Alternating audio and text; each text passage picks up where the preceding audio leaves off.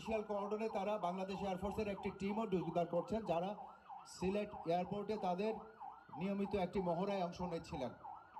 সম্মানিত অতিথি, আগুন লেগে গেছে, আমাদের ফায়ার ভেহিকেল চলে এসছে, আমাদের দ্বিতীয় ফায়ার ভেহিকেলও আমরা প্রত্যাশা করছি এক্ষুনি চলে আসবে।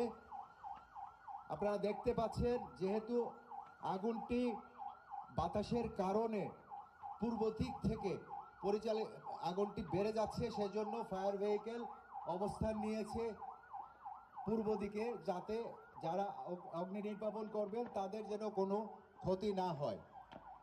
সুধী মণ্ডলী, আপনি দেখতে পাচ্ছেন অগ্নি নির্বাপন কার্যক্রম শুরু হয়েছে, এবং অ্যাপ্রনে এই ধরনের দুর্ঘটনায় যেসব আয়োজন করতে হয় তার অন্যতম একটি হচ্ছে যাত্রী উদ্ধার এবং তাদেরকে সেবা প্রদান।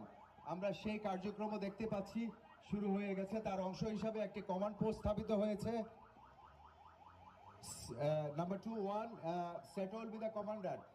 On-scene commander, please settle, take position and